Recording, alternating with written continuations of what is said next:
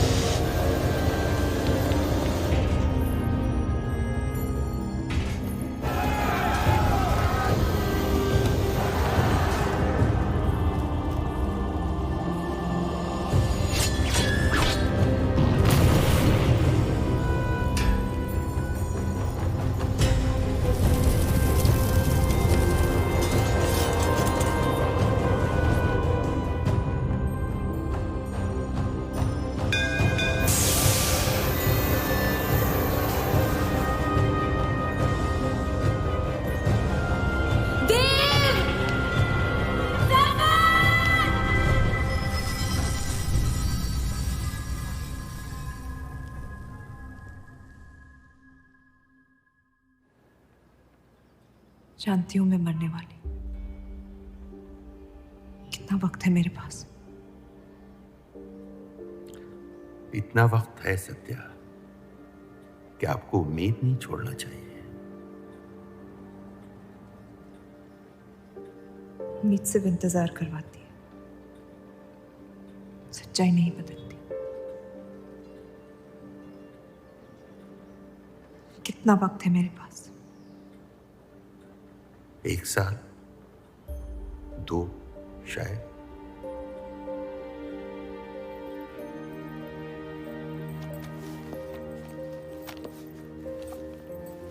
बेटा, इस हाल में तुम्हारे लिए सफर करना मुनासिब नहीं है। घर बैठी रहूंगी तो ठीक हो जाऊंगी। बेटा, कुछ बातें इंसान के हाथ में नहीं होती हैं। मरते हुए को अपने कर्म ठीक करने चाहिए, तबीयत नहीं। वो मेरे हाथ में है। अगर ये काम अपनी हयात में ना कर पाए तो मरने के बाद भी पछताऊंगी। मुझे ये अपने पति के लिए करना होगा। पर हाथ में आ ही नहीं रही थी।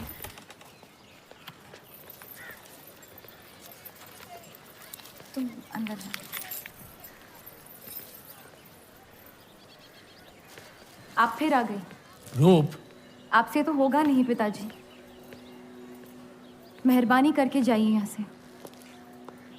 मेहरबानी करके एक बार और मेरी विनती सुन लो रूप। देखिए सत्या जी, जब आपके पिता ने हम पर वो सारे एहसान किए थे, हमें पता नहीं था कि एक दिन उनकी बेटी उनके एहसानों को ब्याज समेत वापस लेने आ पहुंचेगी। मैं ब्याज लेने नहीं आई हूँ रूप, बल्कि आपसे एक एहसान मांगने आई हूँ। माफी चाहती हूँ, मैं आप पे ये एहसान नहीं कर सकती। मेरी आज़ादी बिकाऊ नहीं है। आप गलत समझ रही हैं रूप। या शायद मैं ही सही समझ रही हूँ। मैं आपकी जिंदगी से बस 1 साल मांग रही हूँ रूप, क्योंकि मेरी जिंदगी में सिर्फ 1 साल बचा है।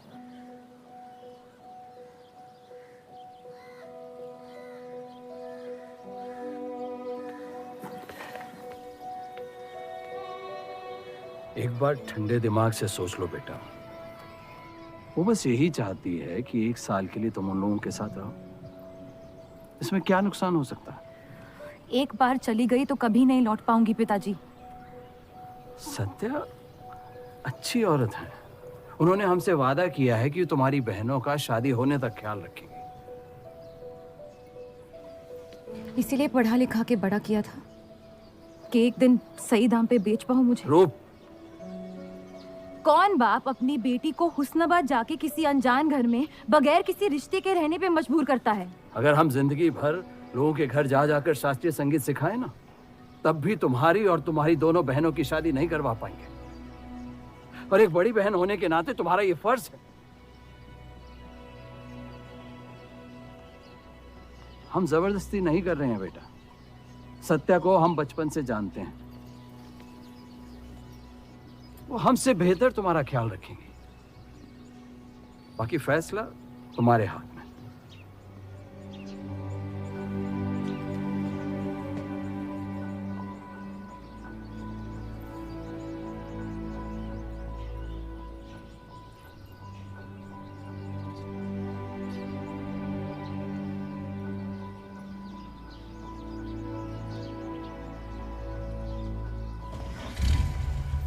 रुकिए।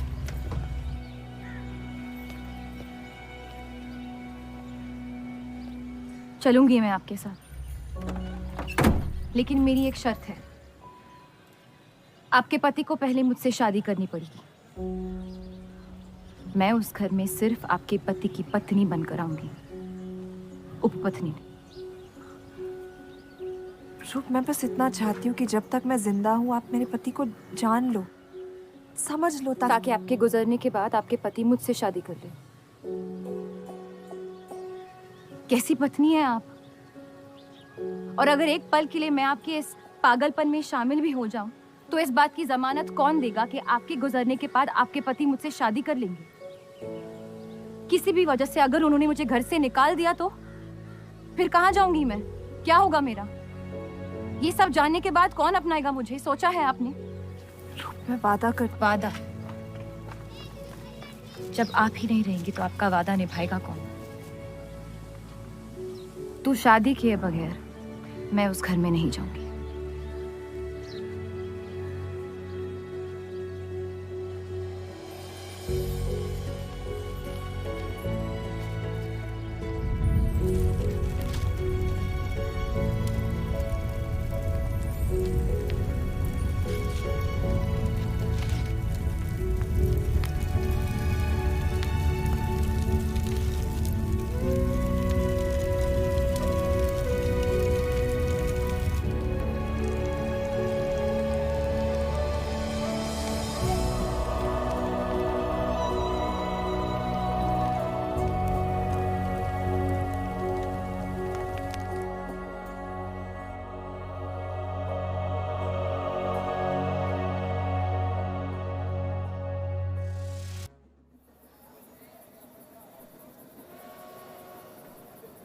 दो और लड़कियां बाहर बी के यहाँ गाना सीखने आई हैं।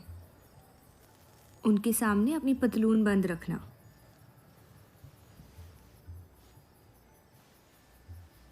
पता है, सारी हिंदू लड़कियां अमृतसर जाने की बात कर रही हैं। आप एक बार अब्दुल से बात कर ले, काफ़ी नाराज़ हैं। उस देव चौधरी ने लंदन से आते ही बंटवारे के खिलाफ आर्टिकल लिख दिया है।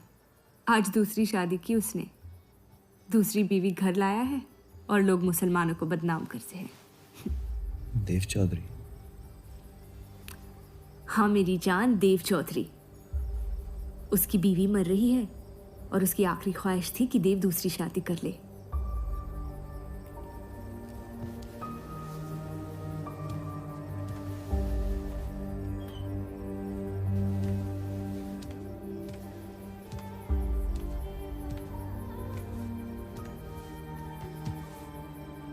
क्या हुआ जफर?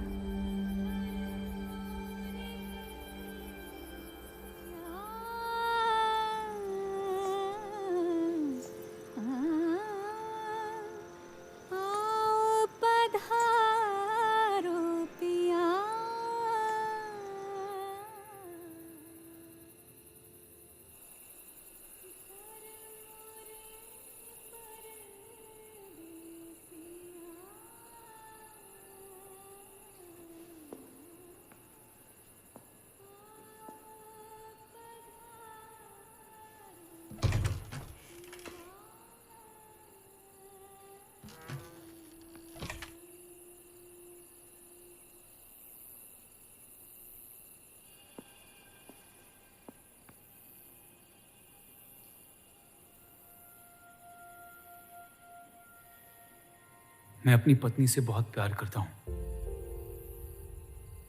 मैं नहीं जानता कि सत्या ने आपको ये शादी के लिए राजी कैसे किया, लेकिन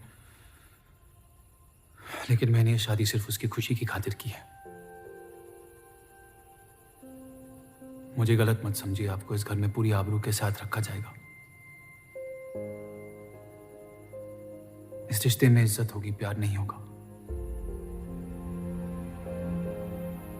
आप मुझसे जितनी कम उम्मीद रखेगी, तकलीफ उतनी कम होगी।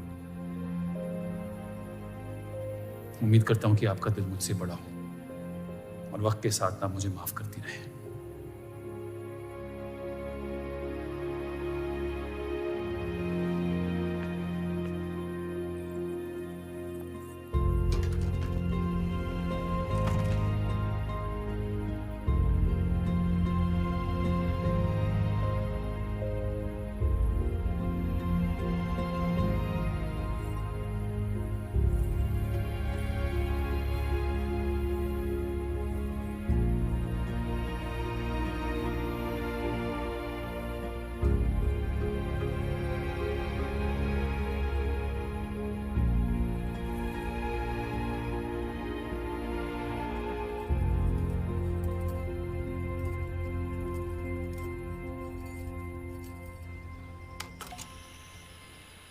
मेरे पति ने मुझे शादी की रात को ही रुखसती दे दी। क्योंकि आपने एक ऐसे आदमी से शादी की जिससे आप कभी पहले मिली भी नहीं थी। बल्कि कई दिनों तक मैं जानती भी नहीं थी वो दिखते कैसे हैं।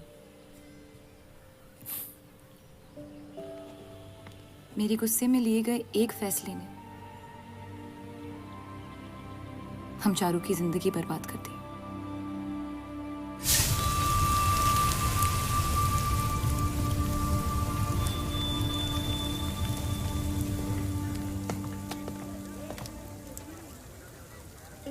ऐसे जफर मियाँ, अगर आपको अपनी तलवारों से इतना ही इश्क है तो लोहारों की लड़ाई में शामिल क्यों नहीं हो जाते? उसी लड़ाई के लिए तो तलवारें बना रहा हूँ। बस इन्हीं तेज जुमलों से ना जीरा मंडी की औरतों के दिल काट रखे हैं आपने। कल मीटिंग में क्यों नहीं आए? एक और दिल कटने का इंतजार कर रहा था, उसे तोड़ना नहीं चाहता था।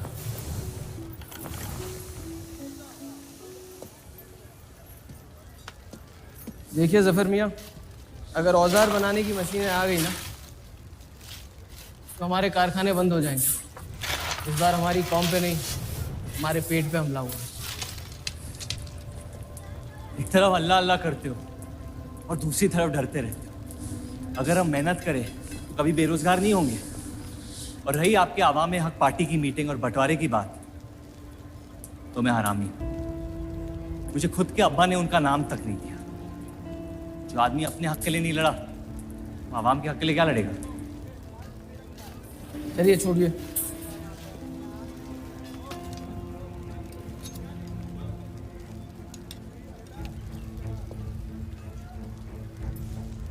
मैंने कितनी बार कहा अब्दुल मियाँ, अगर आप सच में अपना नजरिया दुनिया तक पहुंचाना चाहते तो बलराज चौधरी के न्यूज़पेपर से कोई बेहतर जरिया नहीं है।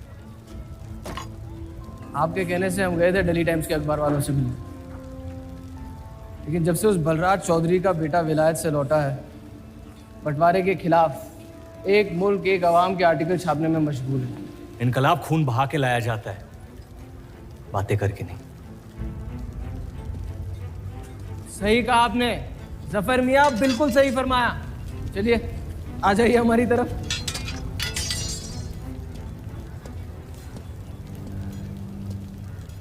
गलत ना समझे मुझे, भाई है आप मेरे, जान दे सकता हूँ, लेकिन सिर्फ आपके लिए। बस मुझे इन चौधरियों के मसलों से दूर रखिए आप अब्दुल मियाँ।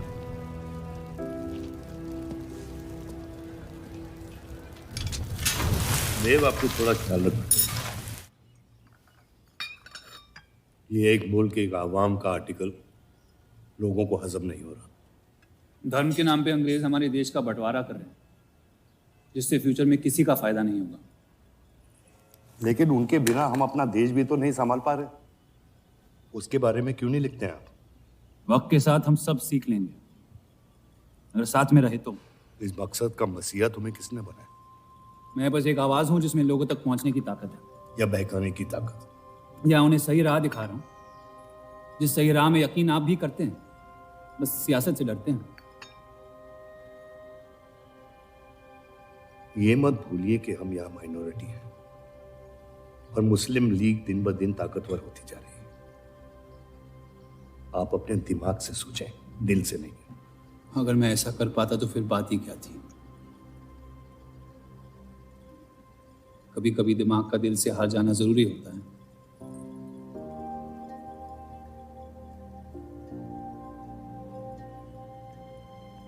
क्या हुआ सरोज?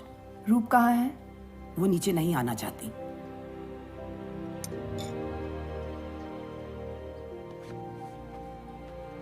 चलता हूं।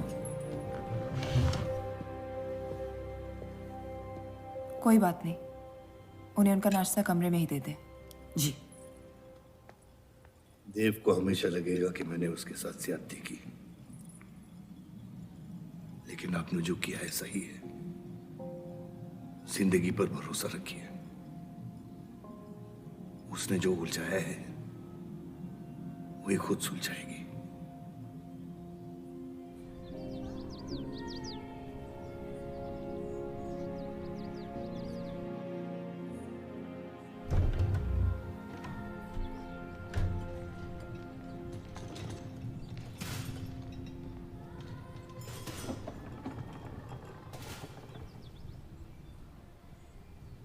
ये आवाज कहाँ से आ रही है?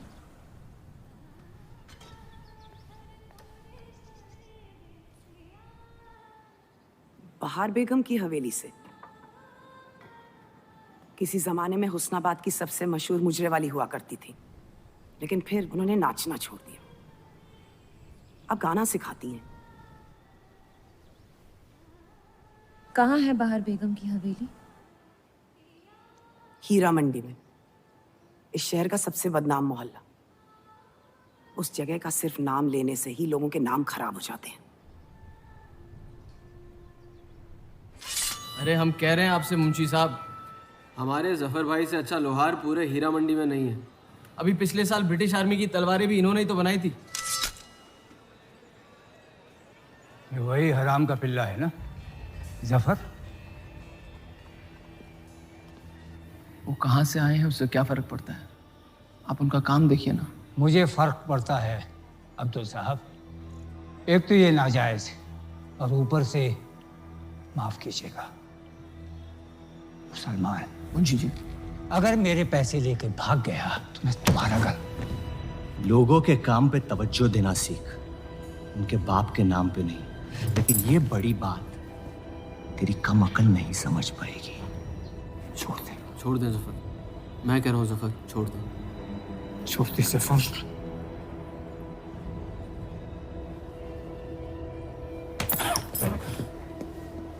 जफर! वो लिहाज तो है नहीं इन लोगों में। अरे एहसान मान हम लोगों का, जो तुझ जैसे हरामियों को अपने मोहल्लों में रहने देते हैं। एक तो ये हमारी वजह से हीरा मंडी में पड़ रहे हैं, और ये क्या कर रहे हैं? कचरा बढ़ा रहे हैं, कचरा।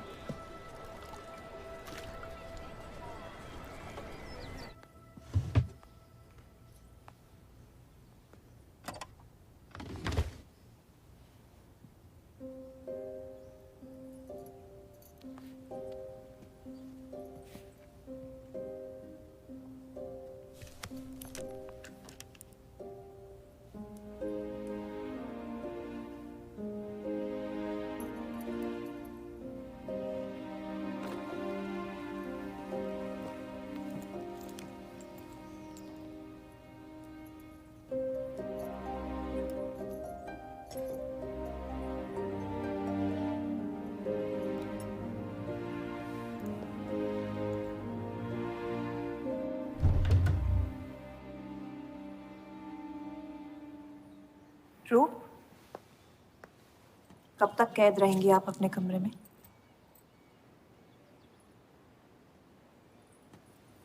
अब आप शादीशुदा हैं, आपकी भी कुछ जिम्मेदारियां हैं इस घर में। किसकी तरफ? आपके पति की तरफ, जो सिर्फ आपसे प्यार करते हैं। हम दोनों ने एक दूसरे को देखा तक नहीं है। मेरी एक ही जिम्मेदारी थी, अपनी बहनों की तरफ। वो मैंने ये शादी करके निभा लिया। देव के अखबार में काम करना शुरू कर दो, उनके साथ थोड़ा वक्त बिताओ, देखना सब कैसे बदलने लगेगा। मैंने घर पर बात करनी है। सबका कितना ख्याल रखती हैं आप। मैं आपकी दुश्मन नहीं हूँ रूप, बस अपने बाद आपकी जिंदगी को बेहतर बनाने की कोशिश कर रही हूँ। पता है, मेरे माँ बाप को लगता था कि लड़कियों को पढ़ाना लिखाना फजूल है, वरना अगर मैं पढ़ी लिखी होती तो इतने बड़े अखबार में काम करने का मौका कभी नहीं गंवाती। मैं फिर रियाज शुरू करना चाहती हूँ। बिल्कुल, करना भी चाहिए। अगर आप चाहो तो मैं अभी एक अच्छे गुरुजी का इंतजाम करवा सकती हूँ। नहीं, मैं हीरा मंडी जाके बहार बेगम से सीखना चाहती हूँ।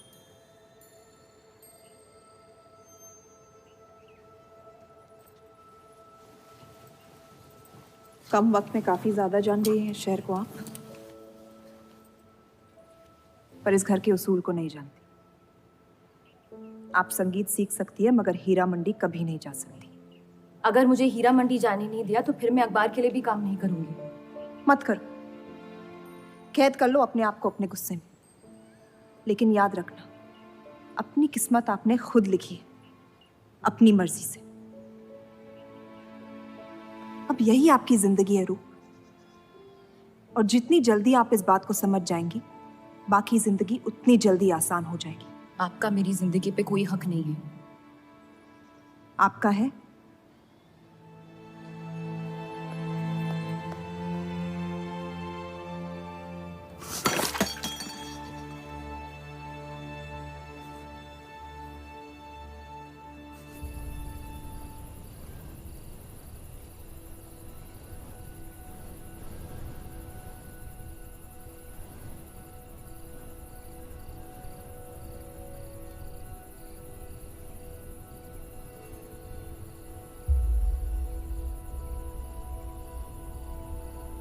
हरगिज नहीं। बाबा, मैं रूप को जानती हूँ। एक बार उसने अपना मन बना लिया, फिर वो किसी की नहीं सुनती। वो इस घर की बहू है और उसे भी सबकी तरह इस घर के उसूलों की इज्जत करनी पड़ेगी।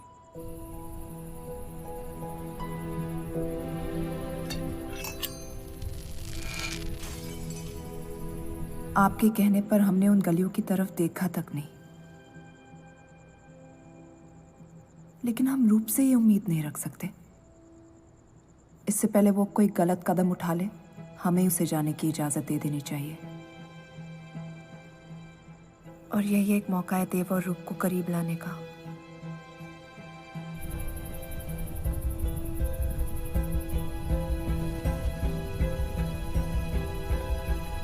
रूप, ये क्या कर रही हैं आप?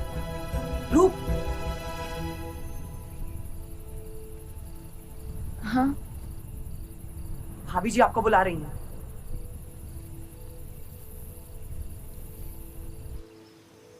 मेरी जिद और उनके उसूल के बीच मेरी जिद जीत गई।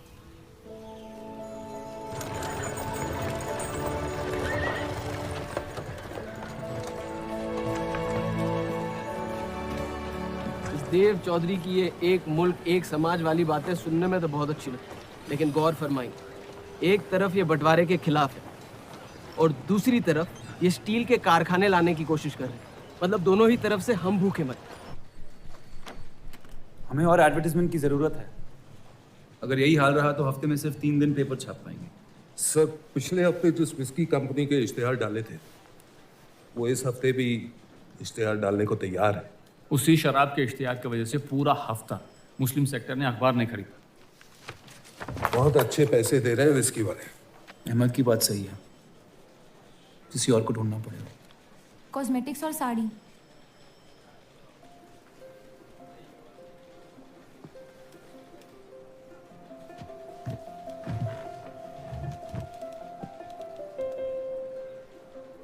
काजल और कपड़ों से तो किसी को एतराज नहीं हो सकता। शराब के बदले लक्स साबुन का इश्तिहार डालते हैं पेपर में। इन इश्तिहारों की वजह से औरतें भी पेपर खरीदेंगी।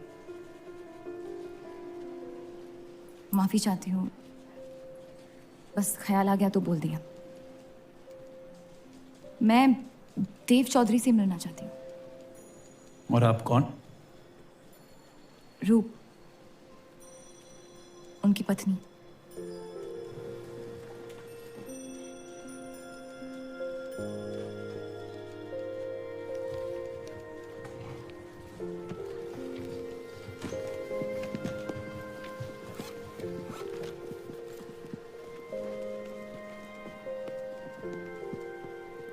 आनंद जी। हाँ जी। इन्हें इनका डेस्क दिखा दीजिए। जी।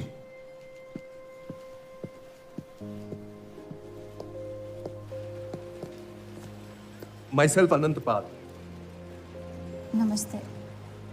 वैसे ये कौन है?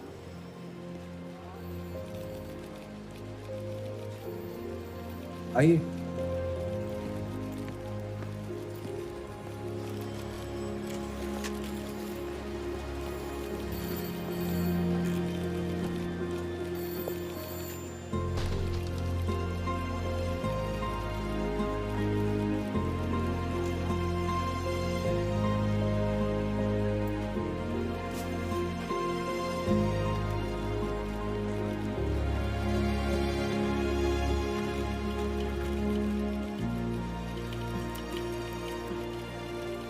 कमाल है।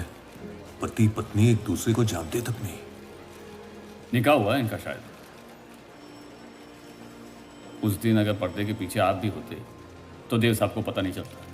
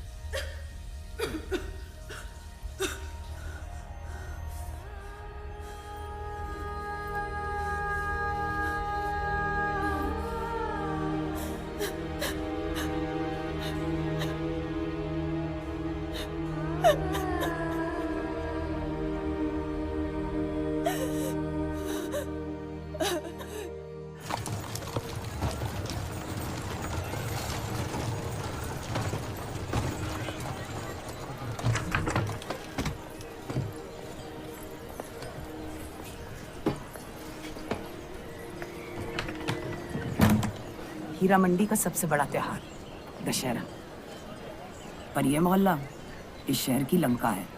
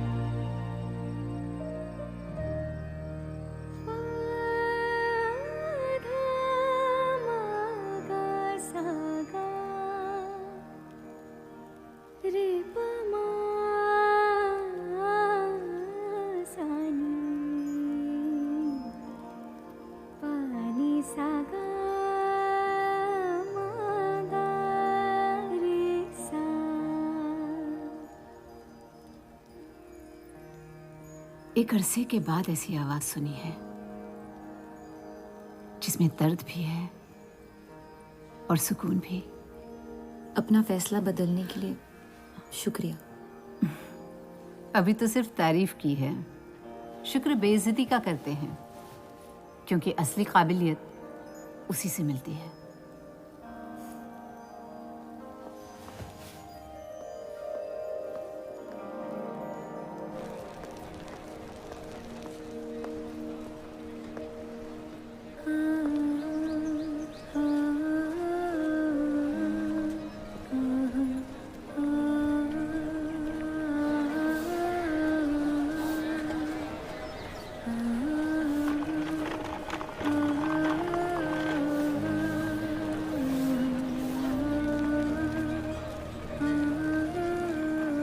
चले?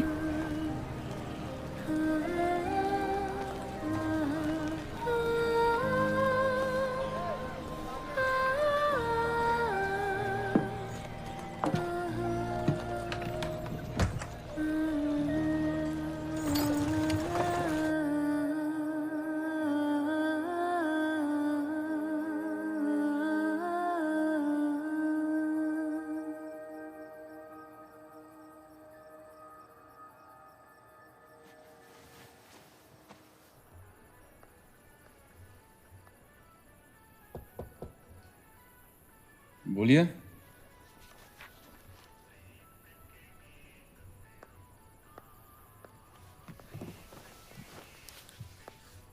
आपसे ऑफिस में बात करनी थी, लेकिन मौका नहीं मिला।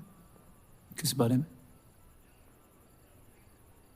मैं आपकी कंपनी में सिर्फ हाजिरी नहीं देना चाहती, काम भी करना चाहती हूँ। मैं एक आर्टिकल लिखना चाहती हूँ। किस मुद्दे पे? हीरा मंडी पे। उस इलाके के लोगों को देख के लगता है कि हर घर में कई कहानियां छुपी हुई है। अगर आप कोई ऐसी कहानी ले आए जो पढ़ने लायक हो तो छाप देंगे।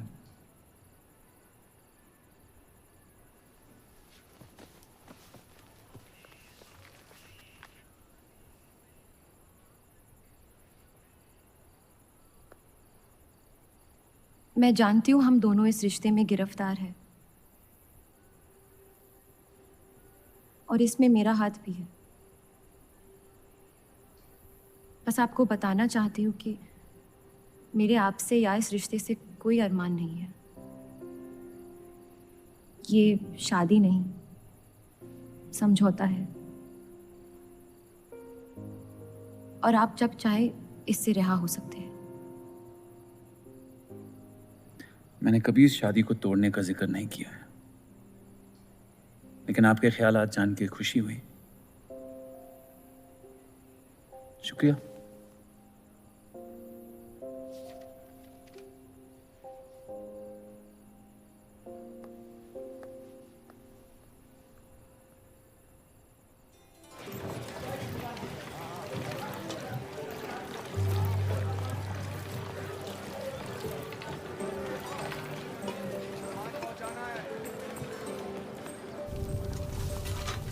सुनिए, ये अब्दुल खां कहाँ मिलेंगे? जफर भाई, अब्दुल मियां कहाँ है? ये उनसे मिलने आई हैं। जाइए।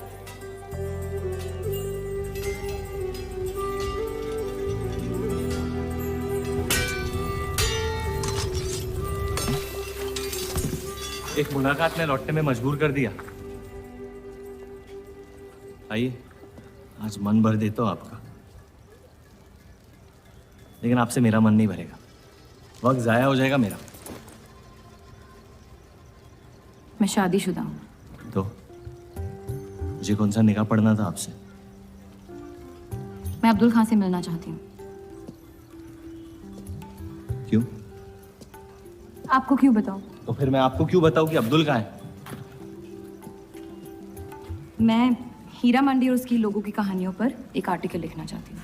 तो इसलिए आप तवाइफ के कोठे पे आई थी? ये कोई तरीका है बात करने का? तवाइफ को ताजमहल कह दूंगा तो उसकी किस्मत नहीं बदल जाएगी। सारी औरतों को एक ही नजर से देखते हो? नजर तो एक ही रहेगी, लेकिन आप चाहे तो नजरिया बदल सकती है मेरा। मेरे ऐसे कोई शौक नहीं है। होंगे भी कैसे? अपनी शादी के हालात में गिरफ्तार जो है। लेकिन अगर आप चाहे तो आपके अधूरे अरमा पूरे कर सकता हूं मैं। बहुत ज्यादा बदतमीज है आप। शुक्रिया। अब्दुल,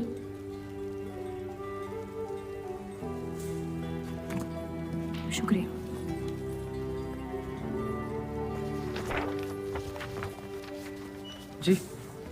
जी, मैं डेली टाइम्स से हूँ। हीरा मंडी के लोग और माहौल के बारे में मैं एक आर्टिकल। Daily times. यहाँ का माहौल गर्म है। लोहार बेरोजगार है और ये हक की लड़ाई अब बंटवारा करवा के रहेगी। लिखना चाहेगा आपका अखबार इस मुद्दे पे? नहीं ना। खुदा हाफिज।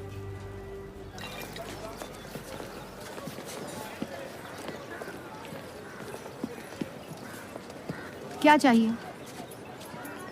उसका जवाब मत देना। बस पूछना चाहता हूँ, आपका काम हो गया?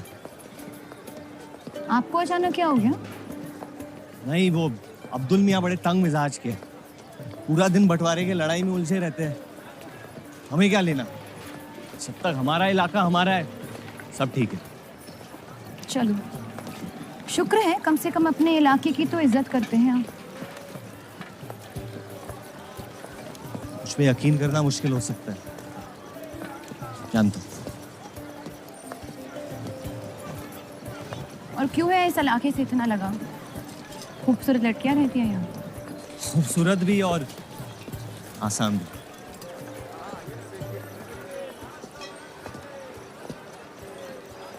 तकदीर ने मुझे यहाँ फेंका। जिंदगी कुचलने ही वाली थी, लेकिन इस सड़क ने मुझे बचा लिया, चलना सिखा दिया। मेरी फतेह हो गई और नाम पड़ गया जफर। अब यही मेरा घर है। ये गलियां नहीं होती तो मेरी कोई पहचान नहीं होती।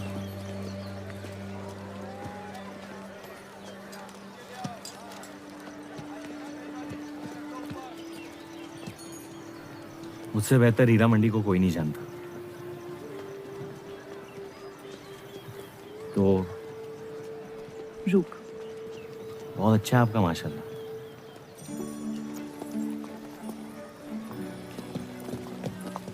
तो यहाँ कोई कहानी ढूंढने आई अपनी छुपाने?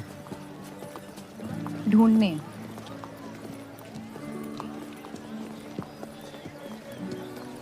अपनी शादी में खुश हैं आप? आपने कहा था कि आप शादीशुदा हैं, खुशी का कोई जिक्र नहीं हुआ था। कोई तो हद होगी आपकी। हदें तो सरहदों की होती है, सोच की नहीं। और वैसे भी अगर सवाल उठा है मन में तो पूछ लेना चाहिए। कहानियां सोच सोच के वैसे ही आधी दुनिया पागल हो। तो सियासी मसलों से दूर इस इलाके में ऐसे कुछ कमाल की चीजें हैं, अगर आप देखना चाहे तो। देखना चाहती हूँ। हिम्मत है मेरी दुनिया में कदम रखने की? मेरे पास खोने को कुछ है ही नहीं।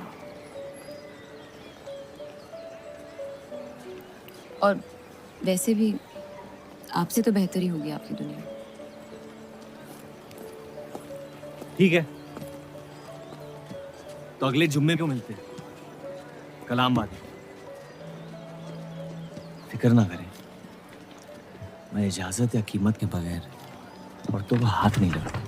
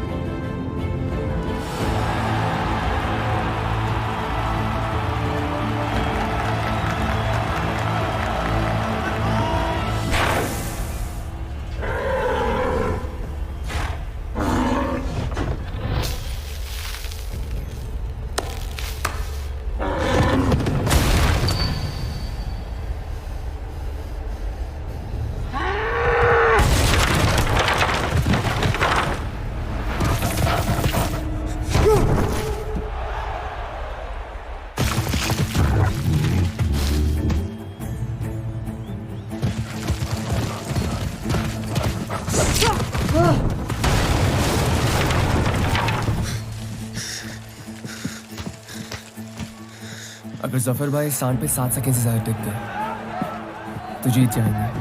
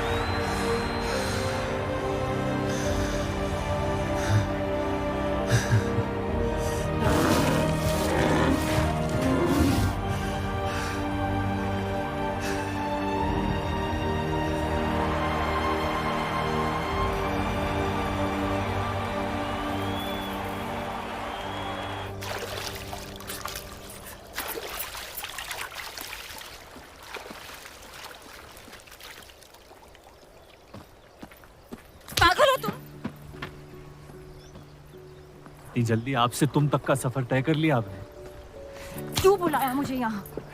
आप कहानी ढूंढ रही थी, मैंने आपको एक किस्सा दिखा दिया। डर गई? क्यों?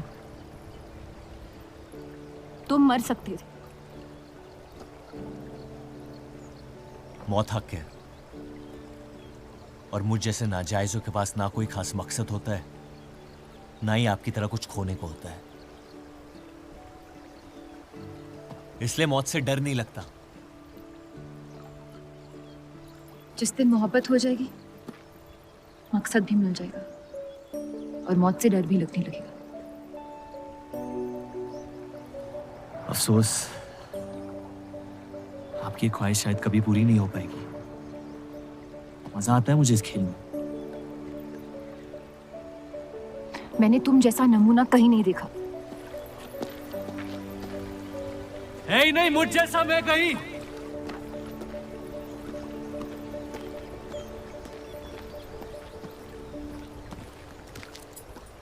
ये वही जर्नलिस्ट लड़की है ना? इसे तो छोड़ दे। एक दिन छोड़ दूंगा। अच्छी लड़की है बेचारी। जरूरत से ज्यादा, इसलिए शायद बुरे ख्यालात भी नहीं आते इसके बारे में। सुना है शादीशुदा है। आप जानते हैं ना आप क्या करें?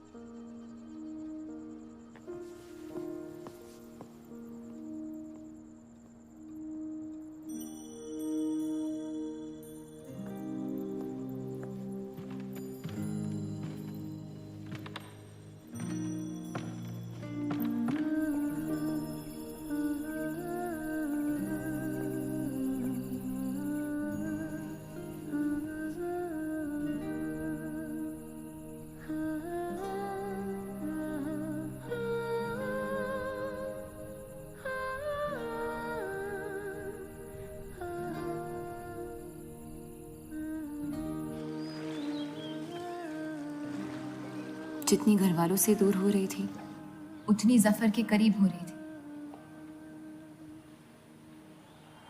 दुनिया के लिए जफर बस एक पहेली था, लेकिन उसको सुलझाने में मैं उलझ रही थी। ये छापने लायक नहीं है।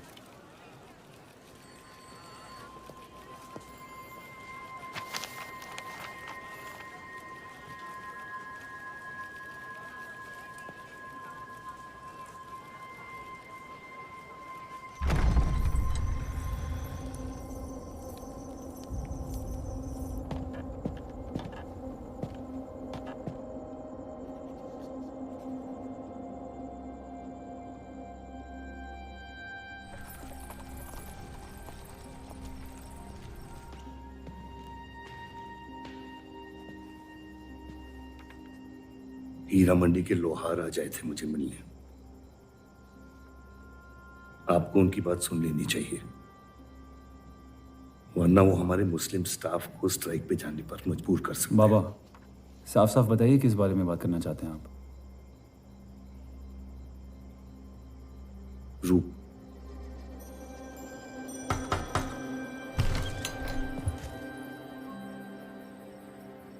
तो वाइफें आजकल घर तक आती है मुजरा करने।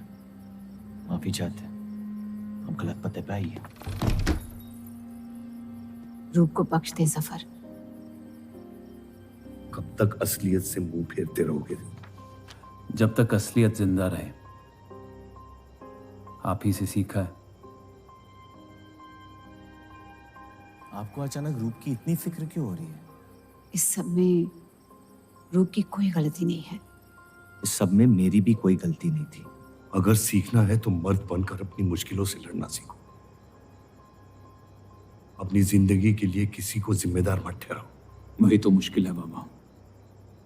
आप जैसे मर्द से कुछ नहीं सीखना चाहता मैं। आप अब्दुल को इस्तेमाल करके अवाम को उनकी प्रेस के खिलाफ भड़का रहे हैं, मोर्चे करवा रहे हैं, और हम आपसे कुछ नहीं कह रहे हैं। लेकिन रूप, दूसरों की गुनाह की सजा दूसरों की नहीं, उसे आपकी गुनाहों की सजा दी जा रही है। अम्मी, आपने एक शादीशुदा मर्द के साथ इश्क किया, बच्चा पैदा करके सड़क पे फेंक दिया। ऐसा न कहें। 17 साल के थे हम, मोहब्बत हो गई थी उनसे, और आज तक उससे हम रिहा नहीं हो पाए। गलती हो गई जिसे आज तक मैं सुधार नहीं पाया। होशो हवास में की गई गलती गलती नहीं होती, बेईमानी होती है। और आज तक आपने अपने इस गुनाह को कबूल करने तक की हिम्मत नहीं की। हमारी मोहब्बत ने हमें खुद कर्ज बना दिया था। हमने बच्चा इसलिए रखा ताकि बलराज के और करीब हो पाए, लेकिन वो हमसे और दूर चले गए।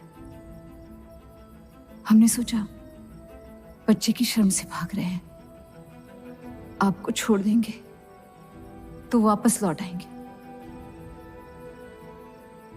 फिर हम समझ गए कि वो आपसे नहीं, हमसे भाग रहे थे। हम आपको लेने वापस आए थे, लेकिन आप नहीं। फेंकी हुई चीजें अक्सर सड़ जाती है अम्मी। हमारा रिश्ता भी अब हमेशा के लिए सड़ चुका है।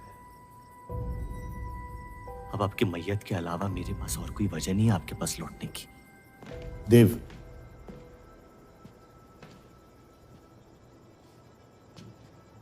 बस एक बात कहना चाहता हूं।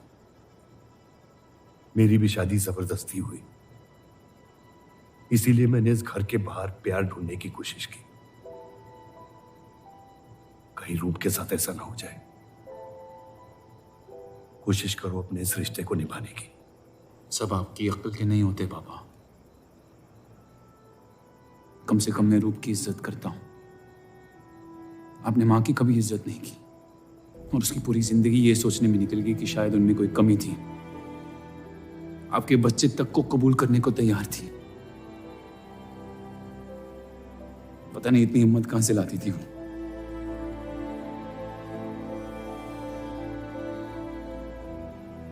अगर आप मान जाते तो हमारा घर बिखरने से बच सकता था, लेकिन आपका घमंड आपकी गलतियों से भी बड़ा था।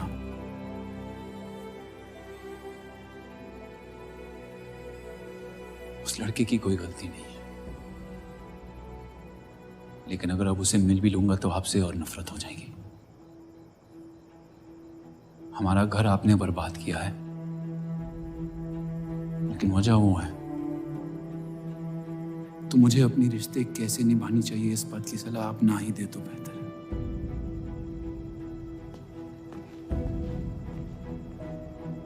बलराज चौधरी ने अपने जायज बेटे को मेरे हिस्से की दौलत, शोहरत और इज्जत दे दी, तो बदले में मैं उसके बहू को छीन लूंगा, और मेरे पास कुछ खोने को तो है नहीं।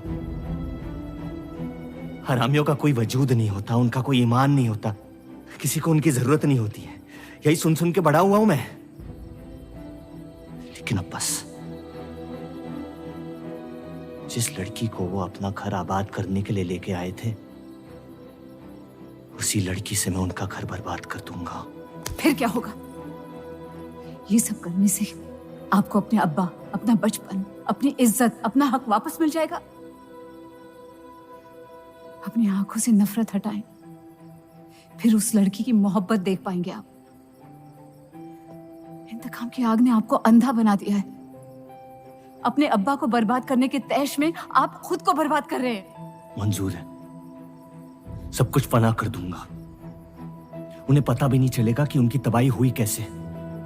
जिस आदमी ने मेरा इनकार किया था, वो खुद आके मुझसे माफी मांगेगा, और तब उसकी उम्मीद पर मैं ऐसी आग लगाऊंगा कि जहन्नम भी दो पल देखते रह जाएगा।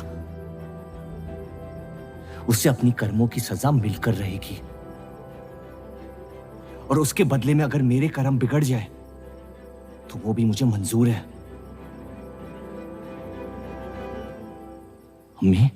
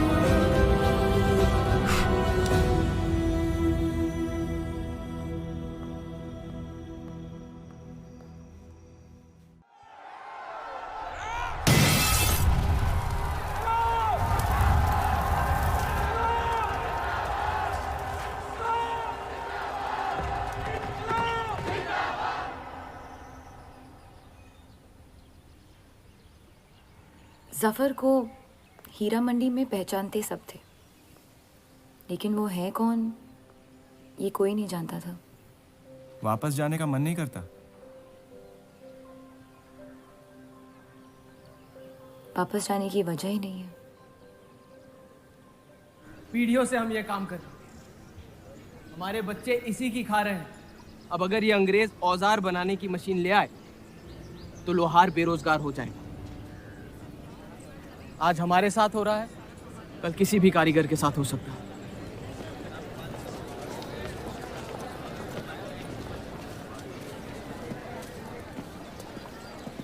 आपके कहने पे हमने चौधरी की फैक्ट्री से भी कारीगर बुलाए थे। को लगता है बात चौधरी तक पहुंचेगी और वो हमारा सपोर्ट करेंगे। उसके पेपर की आवाम हक पार्टी से दुश्मनी पुरानी। बलराज चौधरी जैसे लोग कभी कभी अपने मजहब को अपना मकसद समझ लेते। सही कहा आपने। अगर वो अपने मजहब के लिए लड़ सकते हैं तो हम क्यों नहीं? ये लड़ाई इंसाफ की नहीं, हक की। और अब आपकी आवाम अपने खोए हुए हक को छीनने के लिए तैयार है।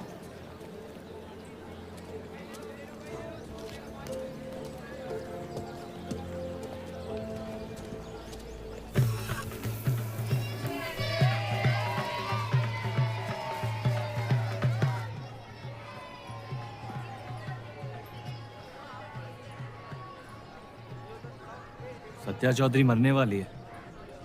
गुजरने वाली, कैंसर की बीमारी से।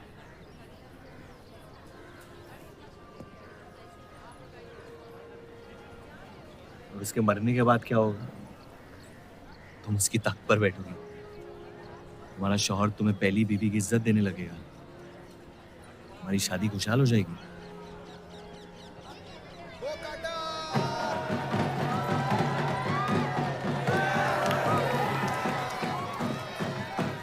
ये त्योहार बहुत पसंद हुआ करता था मुझे। फिर क्या हुआ?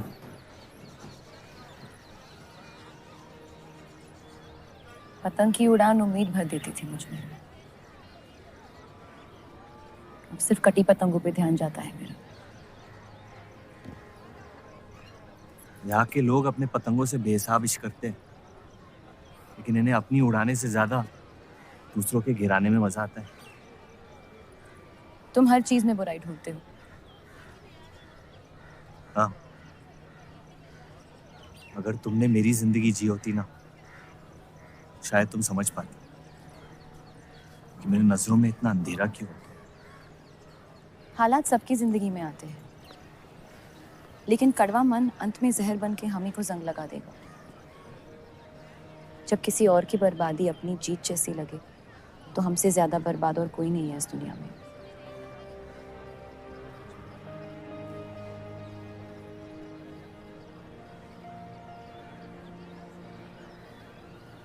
तुम्हें कभी प्यार हुआ है?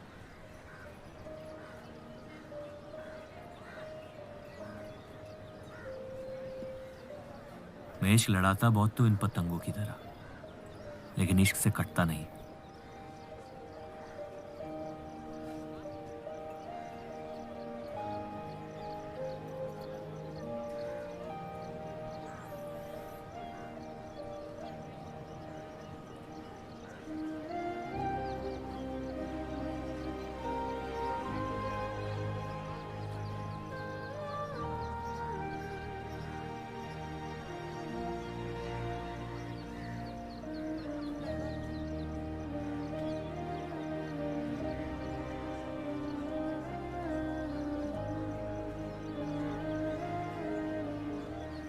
निकलना चाहिए,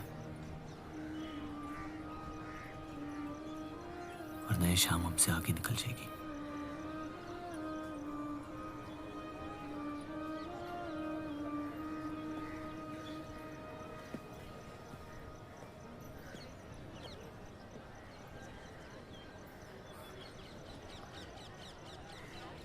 आप सही थी, मेरे अंदर कुछ बदल गया है। जफर की वजह से मुझे लगता है मुझे। आप शादीशुदा हैं? वो शादी नहीं सौदा है। सोचना गलती है, लेकिन उस पर अमल करना गुनाह है। आपके अलावा और किसी को नहीं पता। मुझे लगा आप समझेंगी। कोठा चलाते इसका मतलब ये नहीं कि धोखा देने के लिए हमसे इजाजत ली जाए। मैं आपकी बेइज्जती नहीं करना चाहती थी।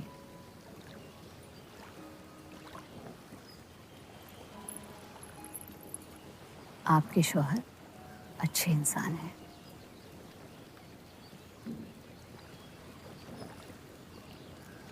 सिर्फ अच्छाई काफी होती है पूरी जिंदगी बिताने के लिए।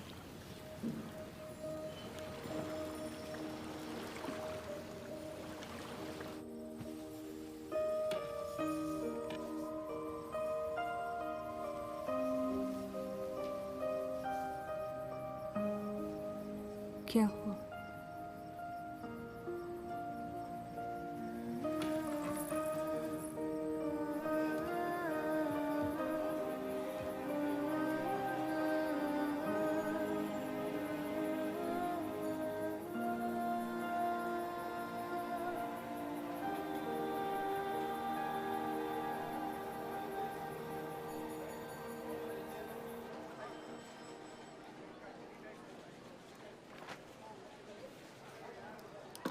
मुझे कुछ वक्त चाहिए सोचने के लिए।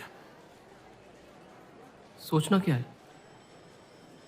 अगर स्टील इंडस्ट्री आ गई तो सब लोहार बेरोजगार हो जाएंगे। क्या ये खबर छापने लायक नहीं? लेकिन इंडस्ट्रीज आने से देश का बहुत फायदा हो सकता है और आप सब उन फैक्ट्रियों में काम कर सकते हैं। हम गुलामी नहीं करते। सवाल देश की तरक्की का है, किसी की गुलामी का नहीं। पहले अंग्रेजों की गुलामी की, अब हिंदुओं की। यही करता रह जाएगा मुसलमान यहाँ। बात को पलटने की कोशिश मत करिए। अगर हम हर जाति बहस में धर्म को घसीट लेंगे तो ये देश हमेशा चलता रहेगा। मुस्लिम लीग इलेक्शन जीत चुका है। अब आप मुल्क की नहीं, बस अपनी फिक्र कीजिए। सबकी फिक्र करने की आदत है मुझे, और यही फर्क है आप में और मुझ में। मैं लोगों के हालात का इस्तेमाल करके उन्हें बहकाता नहीं।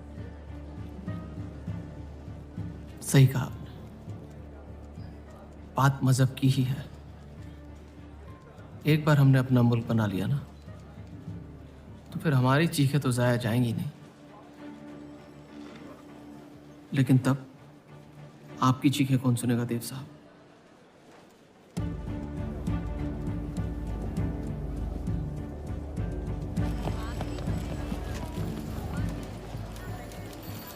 देव चौधरी की तीसरी बीवी है।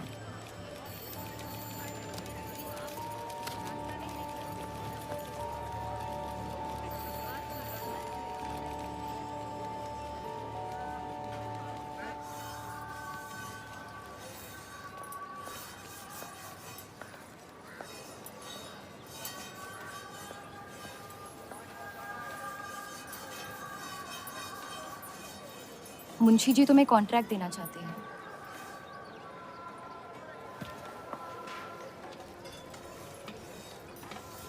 और बदले में तुमने उन्हें क्या दिया? सिर्फ हिंदू होने की वजह से तुम्हारी बात मान ली उन्होंने? मैं खैरात नहीं लेता। मैं मदद कर रही हूँ, खैरात नहीं। और मैंने मांगी थी मदद आपसे। जैसा हूं ठीक हूं। हर चीज में बुराई क्यों ढूंढते हो? अच्छाई से डर लगता है। उसे अक्सर बदले में कुछ चाहिए होता है। मैंने तुम्हारी जमानत ली है। मुंशी जी को समझाया कि हीरा मंडी तुम्हारा घर है और बदले में मुझे कुछ नहीं चाहिए।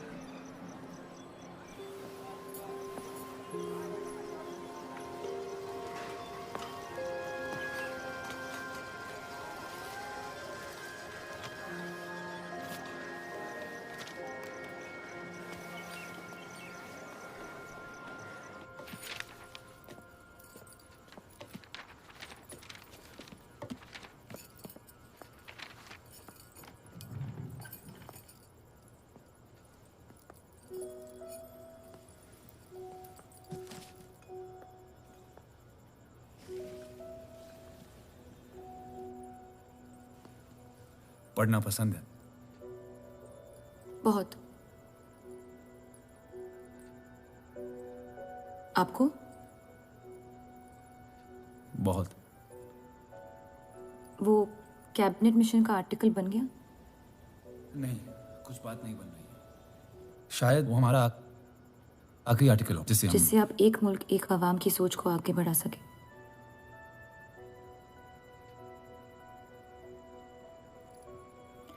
आज़ादी की कीमत बंटवारा है।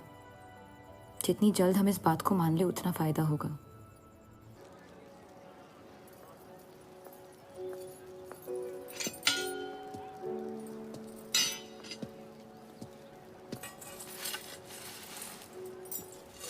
मुझे देख के रास्ता क्यों बदल देते हो?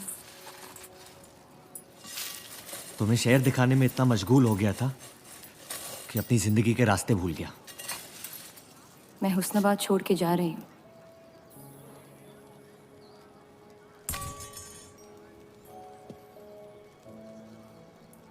अजीब है ये जिंदगी भी। पहले मुझे यहाँ आना नहीं था और अब यहाँ से जाना नहीं है। मुझे यकीन है कि तुम्हारे शौहर जहाँ तुम्हें लेके जाएंगे तुम वहाँ खुशी ढूंढ लोगी। मैं उनसे प्यार नहीं करती, ना ही वो मुझसे करते हैं।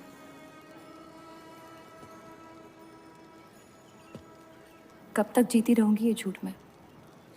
कुछ रिश्ते कर्जों की तरह होते हैं, उन्हें निभाना नहीं, चुकाना पड़ता है। तुम जो भी करने की कोशिश कर रहे हो उससे किसी का फायदा नहीं हो रहा। कभी कभी नुकसान रोक लेना फायदे से बेहतर होता है। जज्बात को रिवाजों की गुलामी नहीं करनी चाहिए। इस दुनिया के सारे गुनाहों में से सबसे बड़ा गुनाह कौन सा है पता है? अपने मन को मारना। मेरे मन में तुम्हारे लिए कुछ नहीं है रूप। मुझे तुम पे यकीन क्यों नहीं होता? क्योंकि तुम यकीन नहीं इश्क करना चाहती हो, बर्बाद हो जाओगी। दर्द के अलावा कुछ नहीं दे सकता मैं तुम्हें। मंजूर है। तुम जानती नहीं मुझे, मेरी जिंदगी को, या उस वजह को जिस वजह से मैं तुम्हारे करीब होना चाहता था। और वो वजह मोहब्बत नहीं है।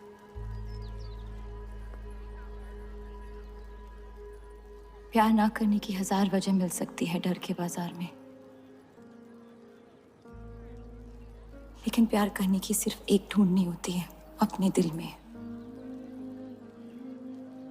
मुझे अपनी वजह मिल गई है, बाकी तुम्हारी मर्जी।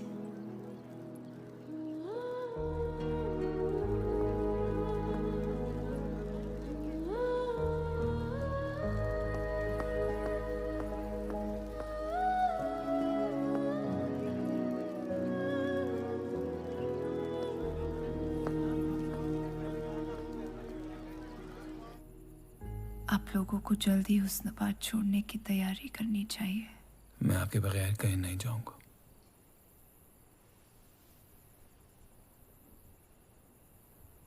मैं तो जा रही हूँ आपके बगैर। डॉक्टर ने कहा अब भी आप ठीक हो सकती हैं। अपने आशिक की आंखों में देखते हुए मरना बहुत कम लोगों को नसीब होता है।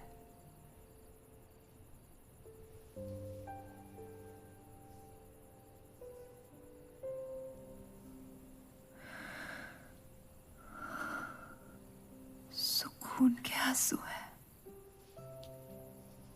बह जाने दीजिए। मेरा सुकून तो लेके जा रही हैं आप। अब क्या करूंगा जिंदगी का मैं?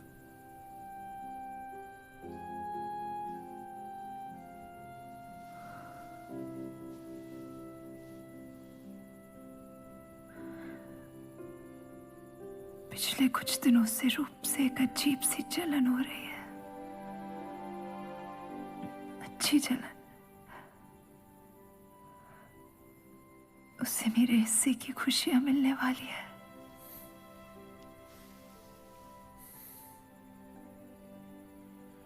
आपकी जगह कोई नहीं ले सकता। मैं उसे अपनी जगह देना चाहती हूँ।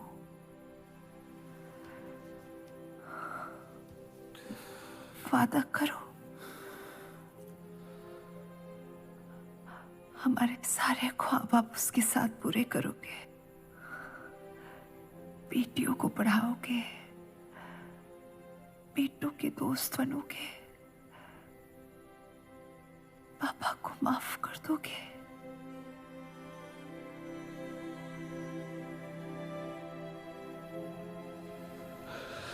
मुझे मत छोड़ो सत्या, रुक जाओ।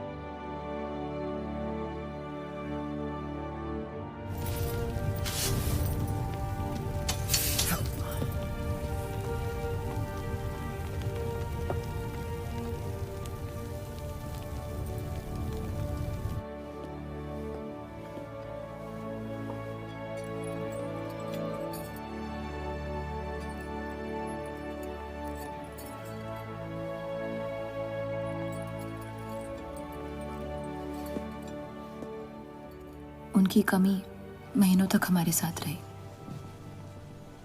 तो उनके गुजरते ही आप लोगों ने हुस्नबाज छोड़ दिया?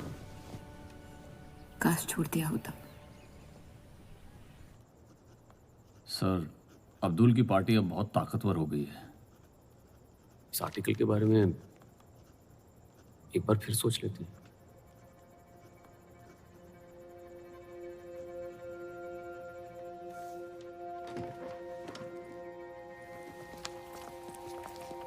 ईद मुबारक। आपको भी।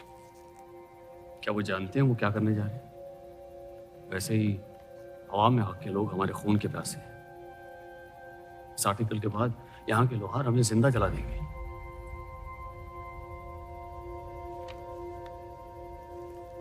खुदा हाफिज़।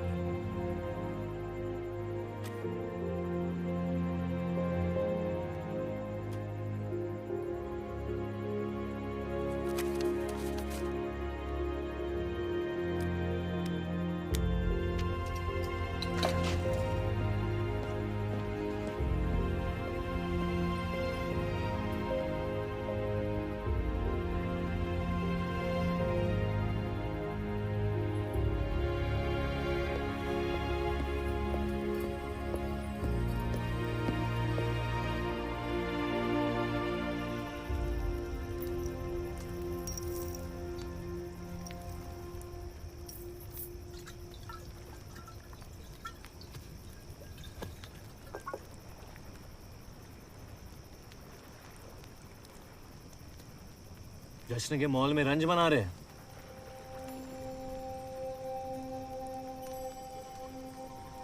किसने कहा मैं रंज बना रहा हूँ? जश्न में लोग मिलकर शराब पीते हैं। तनाश शराब रंज में पी जाती है।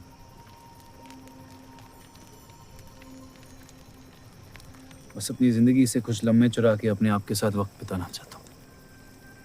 लोगों की तरस से भरी आंखों से थक गया हूँ। मैं भी।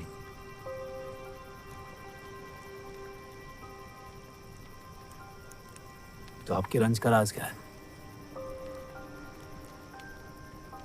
आपके हाथ में ना शराब है, ना आप जश्न में शामिल होना चाहते हैं।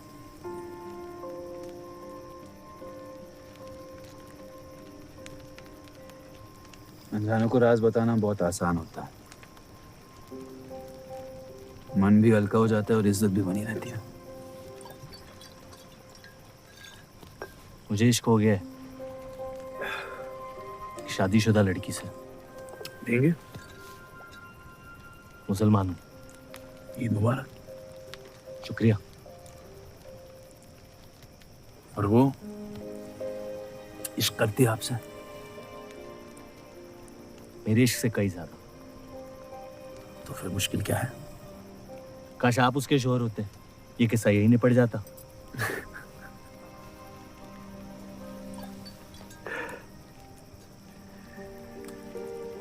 एक बार बात तो करके देखें। दुनिया भी बड़ी अजीब है। कोई किसी से बात नहीं करता, बस सीधे जंग पे निकल जाते हैं। कभी कभी जंग कर लेना दिल की बात बताने से आसान होता है। कौन सा पति एक ऐसी औरत के साथ रहना चाहेगा जो किसी और से प्यार करती है?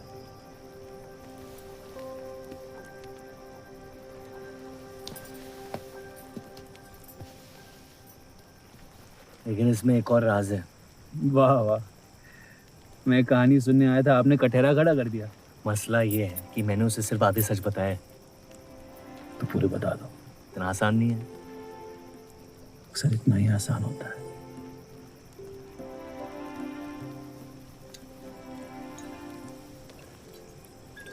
खैर, आपकी कहानी क्या है? बस अपनी टूटी हुई किस्मत के टुकड़े समेट के आगे निकल जाना चाहता हूँ, लेकिन पता नहीं शुरुआत कहाँ से करूं। पहला टुकड़ा जिस जख्म से हुआ उसे ढूंढिए, बाकी टुकड़े अपने आप मिल जाएंगे।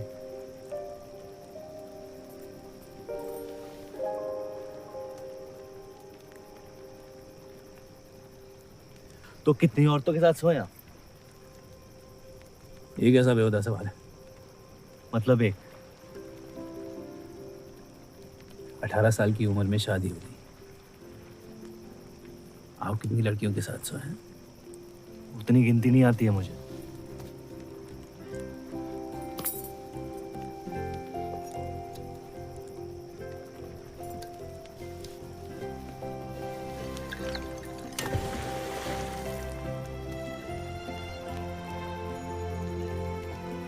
कभी जिंदगी में चीखे आप? आइए, आज गला फाड़ के जिंदगी को बोल देते हैं, उसके धोखों से हारेंगे नहीं हम।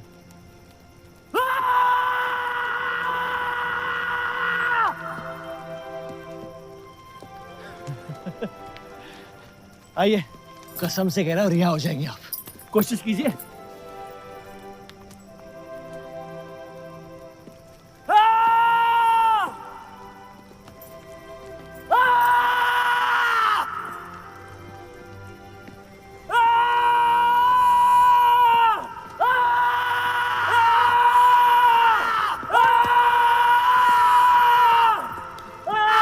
बस बस बस।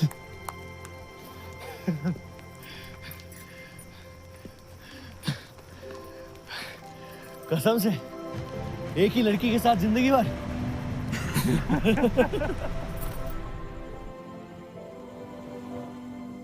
आपके लिए बहुत मुश्किल रहा है।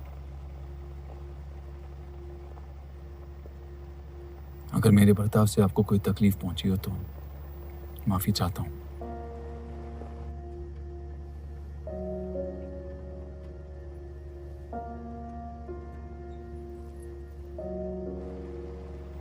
अब या तो आप अलग हो सकती हैं या इस शादी को एक और मौका दे सकती हैं।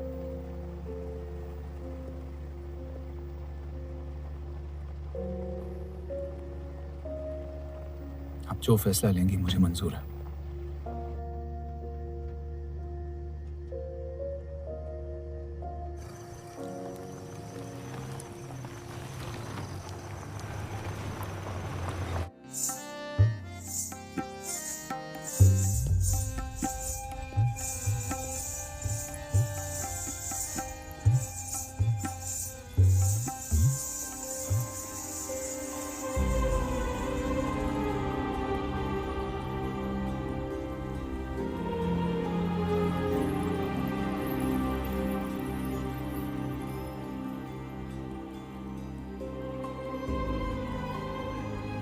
आपके कोठे के दरवाजे हमेशा खुले रहते हैं? हमें कुछ भी छुपाने की जरूरत नहीं है।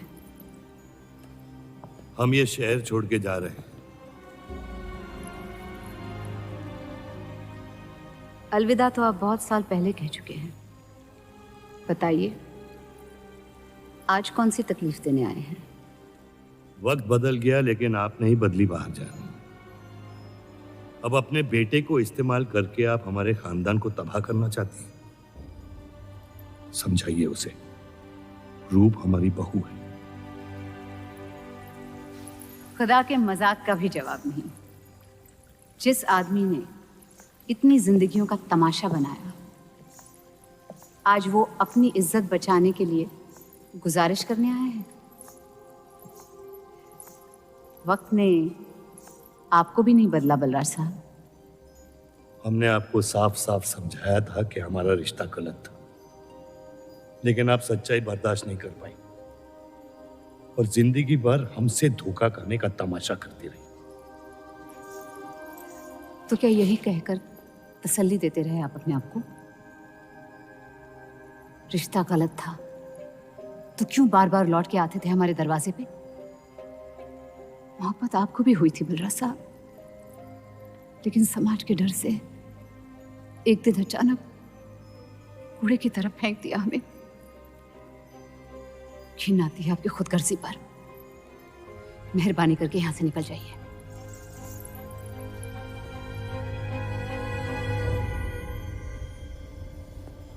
वाह, क्या रहमत बरसाई है खुदा ने मुझ पे आज। बरसों बाद अम्मी को मिलने आया था, साथ में अब्बा भी मिल गए। एक तरफ बहार बेगम जिसने मुझे फेंक दिया और दूसरी तरफ बलराज चौधरी जो कल तक मुझे कबूल नहीं कर रहा था राज मुझसे भीख मांगने आया है। क्या चाहते हो तुम? कि हम तुमसे अपने खानदान की इज्जत की भीख मांगे? छोड़ दो उन्हें। लेकिन वो काम तो आपका है, अपनों को छोड़ देना।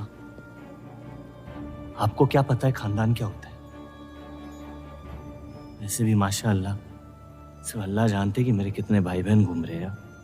मेरा सिर्फ एक खानदान है जिसे मुझे तुम दोनों से बचाना है। तो फिर कह दो अपनी बहू से कि मुझसे इश्क करना छोड़ दे।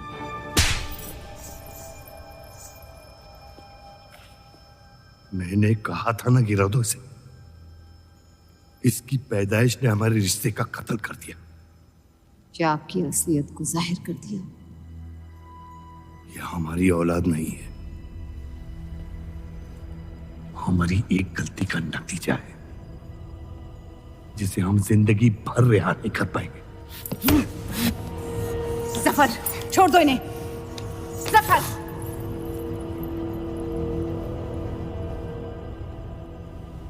हमारे साथ जो भी करना है कर लो, लेकिन हमारे गुनाहों की सजा हमारे बेटे को मत दो। उसने कुछ नहीं बिगाड़ा तुम्हारा। मेरी मुलाकात हुई थी उससे आज। सब कुछ है उसके पास, खुशी के अलावा। उसे दुनिया से बचाने की कश्मकश में आप उसे प्यार देना भूल गए। मेरी जिंदगी का एक ही मकसद था, आपको इस हाल में देखना। लेकिन रूप सही कहती है, जब किसी और की बर्बादी अपनी जीत सी लगे तो आपसे ज्यादा बर्बाद और कोई नहीं है इस दुनिया में। मैं जानता हूं कि आप मुझे कभी कबूल नहीं करेंगे, लेकिन ये इनकार भी नहीं कर सकते क्योंकि मैं हूं तो आप ही का हिस्सा। बस मुझे अपने बेटे के हिस्से से रूप दे दे। मोहब्बत करता हूं उससे, इसके अलावा और कुछ नहीं मांगूंगा। रूप और देव की शादी से दूर रहो सफर, वरना अंजाम बुरा होगा। रूप की मोहब्बत मेरा हक है जिसके मालिक आप नहीं हैं, और ये हक मैं लेके रहूंगा। जफर,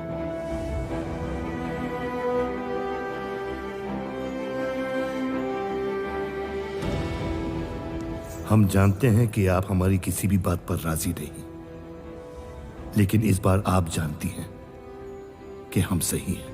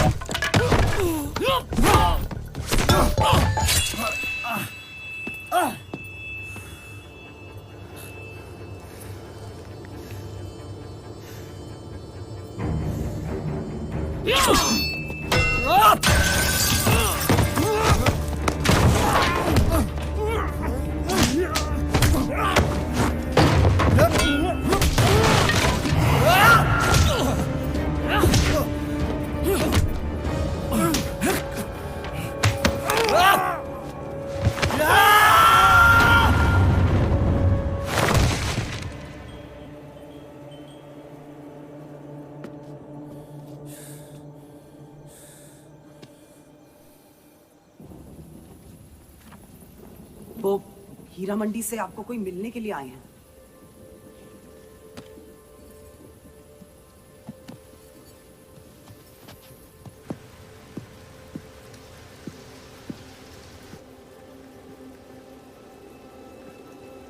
क्या हुआ मियाँ?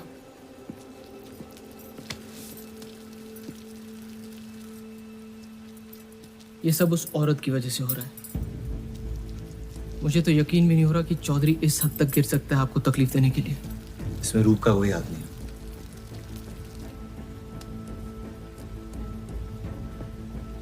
इश्क का अंधापन अक्ल के दरवाजे बंद कर देता है।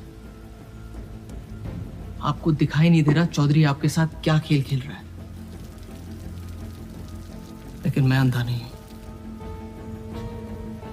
आप चाहें तो उसे माफ कर दीजिए, लेकिन अब आपका बदला उस औरत से मैं लूंगा।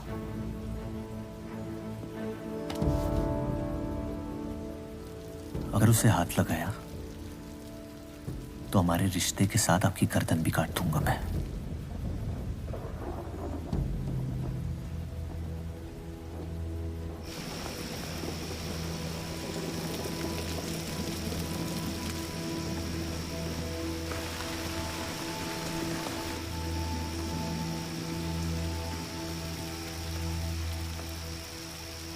मोहब्बत अक्सर गलती करवाती है, कहा था हमने। आप गलत समझ रही हैं। कसम खाई थी हमने कि इस चौखट पर कभी नहीं आएंगे, लेकिन आज आपने उस कसम को तोड़ने पर मजबूर कर दिया। आप नहीं जानती मेरा हाल क्या है। और अफसोस अब वो बिगड़ने लगा है। जफर हमारा और बर्राज का बेटा है।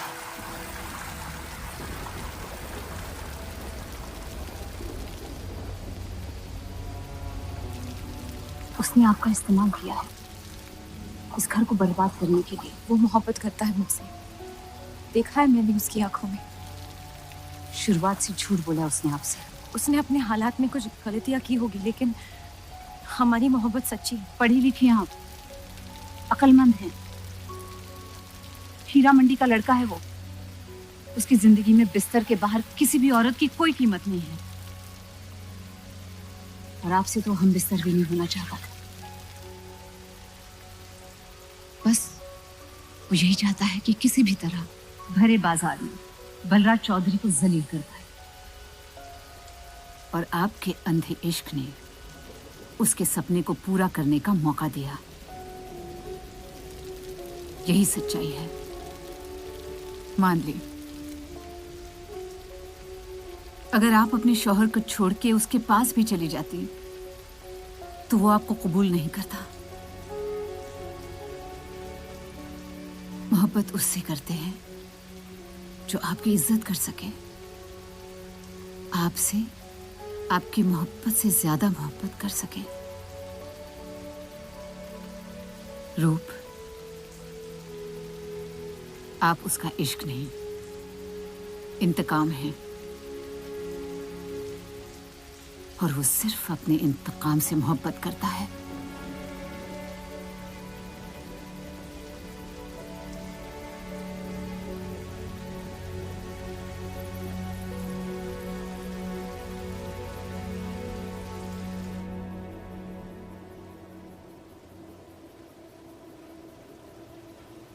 खानदानी लड़ाई जीतने के लिए आपने इतने साल हमें सियासी जंगों में फंसा दिया। सही कहते हैं सब, हरामियों का कोई ईमान नहीं होता।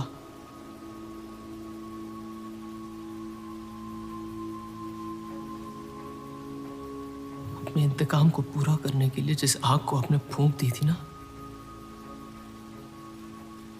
अब उसी आग से ये शहर जला दूंगा। अब आप अपने अमाल का अंजाम रोक नहीं पाएंगे।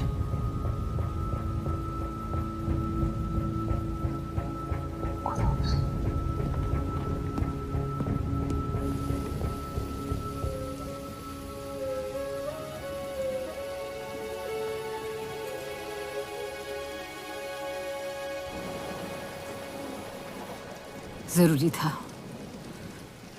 जफर हमसे नफरत शुरू से करते हैं। थोड़ी और कर लेंगे, लेकिन इस तरह की जान तो बच जाएगी। क्या फायदा जान बचाने का जब आपने जीने का मकसद ही छीन लिया। नाजायज मोहब्बत का अंजाम अक्सर तबाही होता है।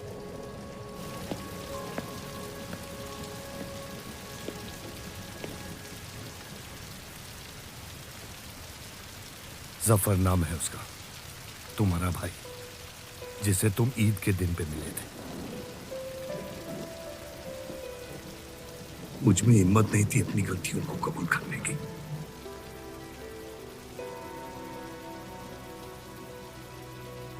माफ कर दो मुझे।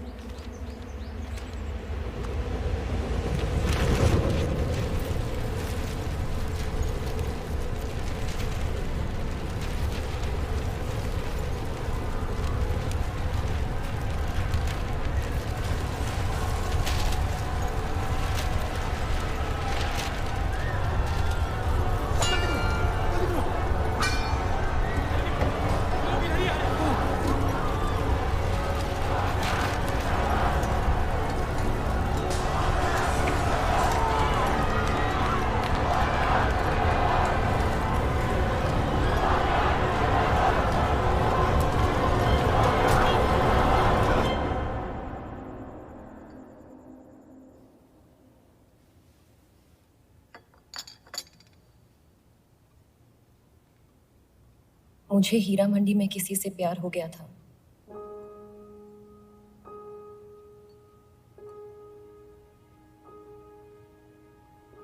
आपने शुरुआत से मुझसे सच कहा है। अब जब हम इस शादी को ठीक तरह से कायम कर रहे हैं, मैं आपको अपना सच बता देना चाहती हूँ। इस रिश्ते में इज्जत होगी, प्यार नहीं होगा। उम्मीद करती हूँ आपका दिल मुझसे बड़ा हो और वक्त के साथ आप मुझे माफ करते रहे।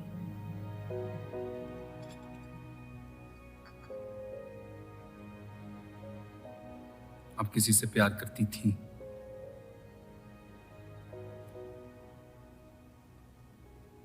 फिर क्या बदल गया?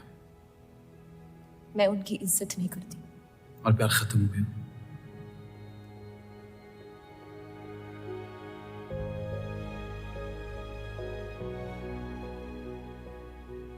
आपने कहा आप इस रिश्ते को कायम करना चाहती हो,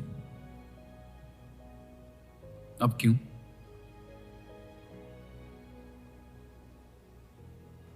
सिर्फ साथ सो लेना काफी नहीं होता, और कई पहलू निभाने होते हैं शादी कायम करने में। मैंने सत्या से हमेशा कहा था, जबरदस्ती बनाए रिश्तों का अंजाम कभी अच्छा नहीं होता। उसकी खुशी की खातिर अपनी कुर्बान कर दी मैंने, और कहीं आपकी खुशियों का भी कत्ल हो गया, इसके लिए मैं बहुत शर्मिंदा था।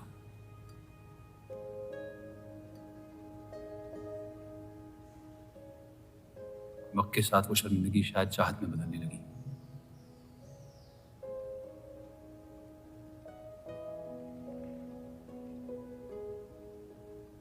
आपकी पूरी जिंदगी आपके सामने बाकी है।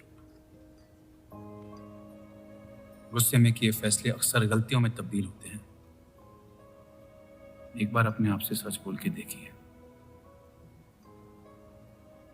इस रिश्ते को और मुझे उतनी इज्जत तो दे ही सकती हो।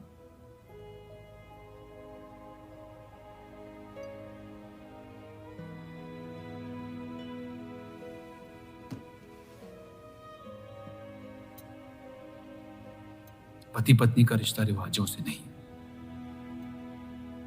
प्यार से बंधना चाहिए।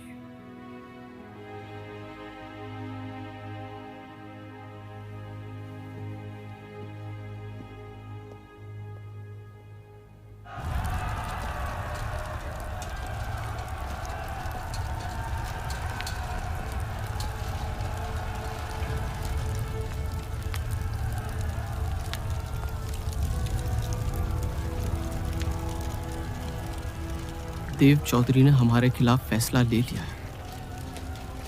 मैंने भी एक फैसला लिया,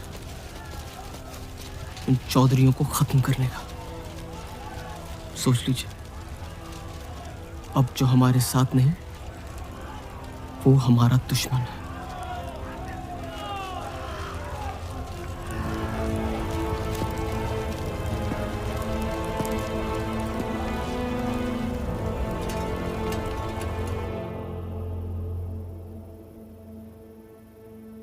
सरोज जी,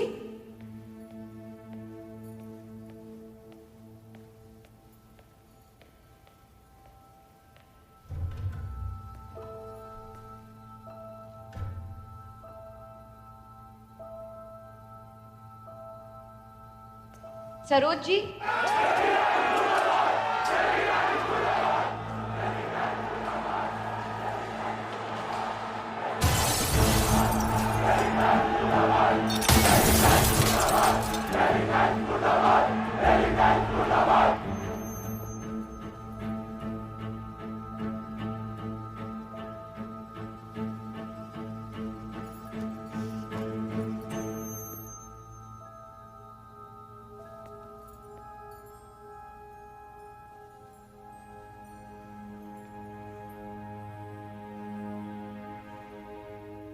माफ कर दो मुझे।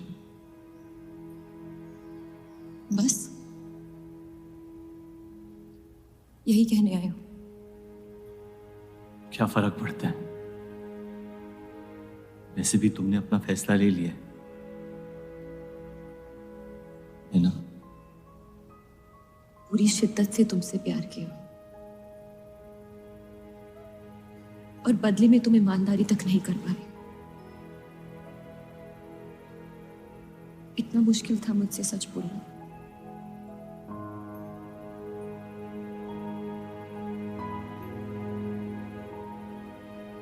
पूरी जिंदगी दिल में एक चीज भर के रखी थी, नफरत। सबको धोखा दिया ताकि अपने अब्बा से इंतकाम ले सकूं। तुमने मेरे नफरत को बेघर कर दी और मेरे दिल में मोहब्बत भर दी। तो मेरे दिल को बदल रही थी। मैं डर गया तुम्हारी मोहब्बत से, जो सब इस घर से चाहता था तुमने मुझे दिया। अगर तुम्हें सच कहता तो खो देता। झूठ बोल के पा लिया क्या मुझे? हम एक दूसरे के नसीब में नहीं है रूह, यही खुदा की मर्जी। तुम्हें कभी मुझसे प्यार हुआ ही नहीं? अगर मुझे इसका जवाब देना पड़ा तो तुम्हारी मोहब्बत में सवाल उठ जाएंगे।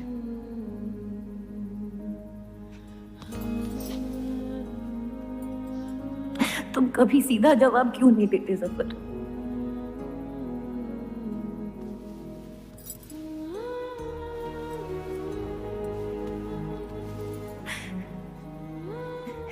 एक बार कह दो, एक बार कह दो मोहब्बत करते हो मुझसे।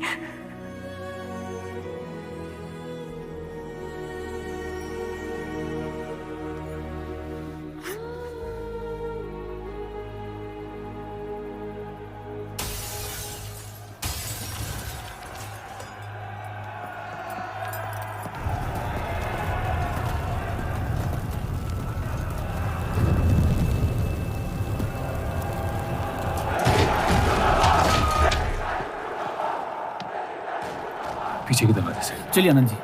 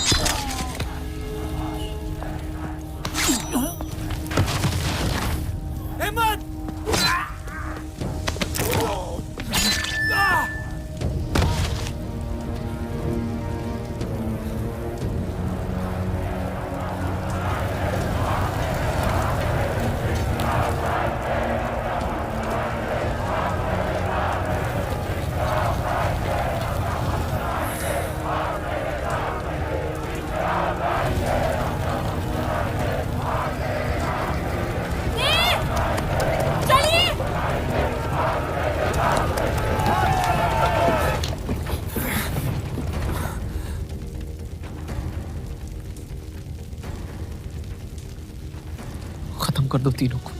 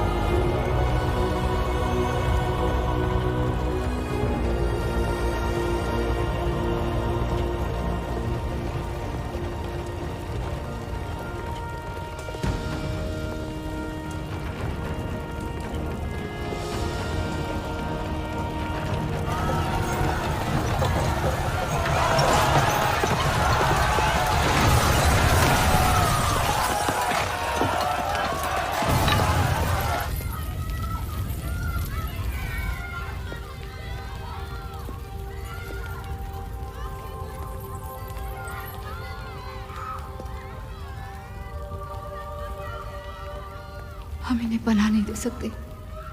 सारे हिंदुओं को मुसलमानों के घरों में ढूंढा जा रहा है। ये यहाँ सलामत नहीं है। आप इन्हें स्टेशन ले जाइए। चलो हमारे साथ। हम अपनी हिंदू लड़कियों को छोड़कर नहीं जा सकते। अब चलिए मेरे साथ अम्मी। जहाँ हमारी पैदाइश हुई थी शायद वहीं हमारी मौत आएगी। जाइए, आप जाइए। सफर।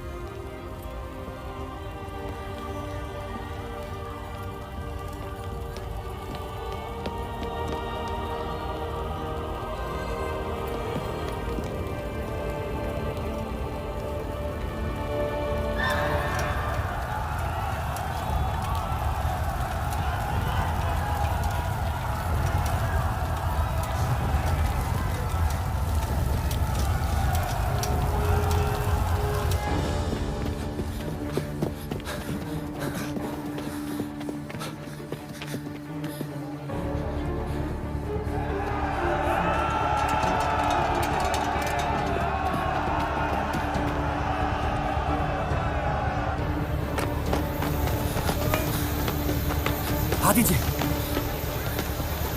चलिए इस तरफ।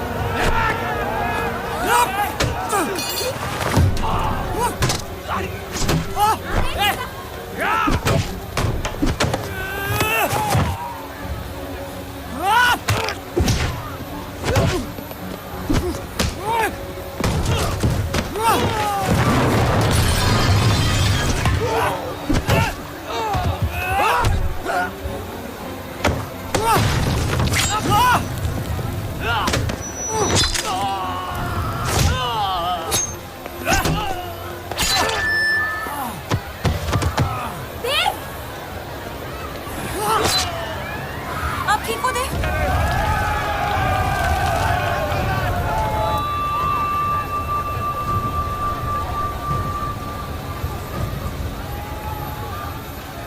आप लोग ट्रेन पे चढ़िए, मैं नहीं रुकता हूँ। मार देंगे आपको। ये मेरे लोग हैं, मुझे कुछ नहीं करेंगे।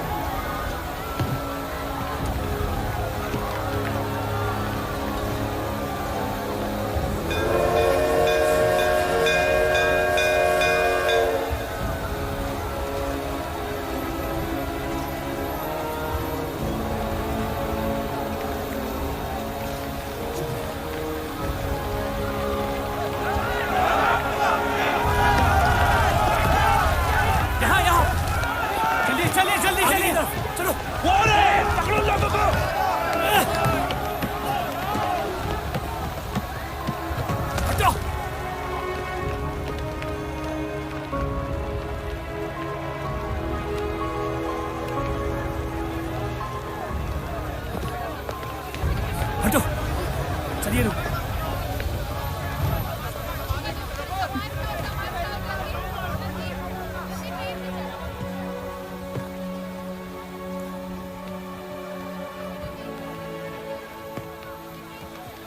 चलो हटो हटो हटो।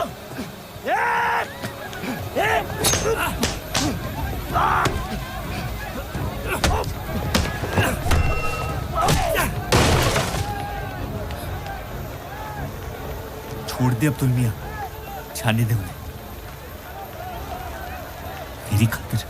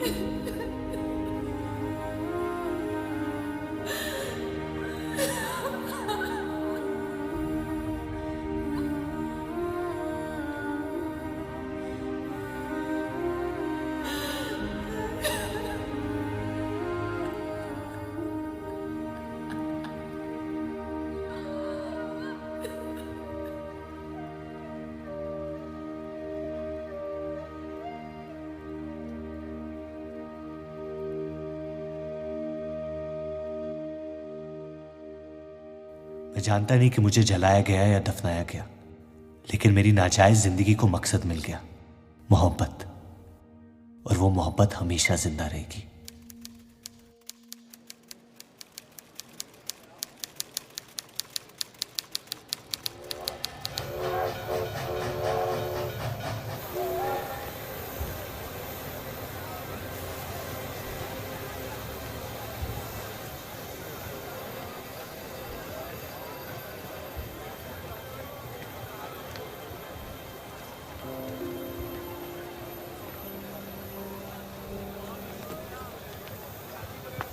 लकीरें खींच लेने से दुनिया छोटी या बड़ी नहीं हो जाती, बस हजारों जिंदगियां बिखर जाती हैं।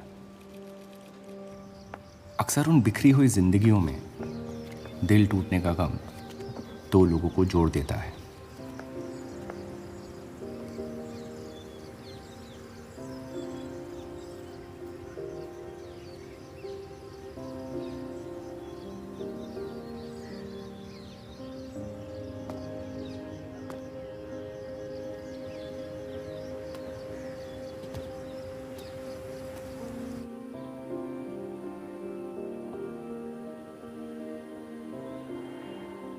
डेली टाइम्स अखबार के देव और रूप का किस्सा भी बंटवारे की उन हजारों कहानियों में से है जो इतिहास की चीखों में कहीं खो जाएंगी।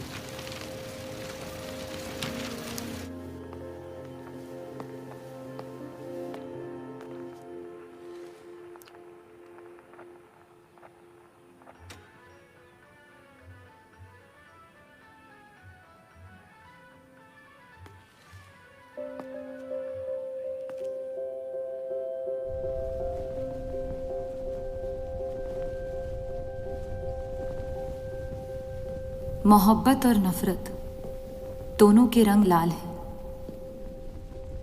लेकिन फर्क ये है कि नफरत से दुनिया बर्बाद हो जाती है और मोहब्बत में खुद बर्बाद होना पड़ता है।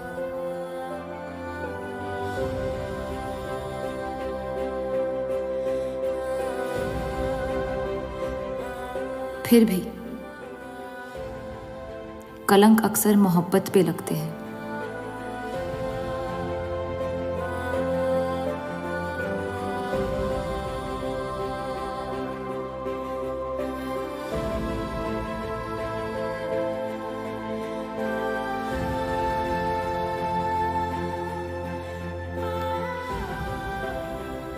हमारी ये कलंक से रंगी मोहब्बत कभी मिटेगी नहीं, हमारे अंदर हमेशा मौजूद रहेगी।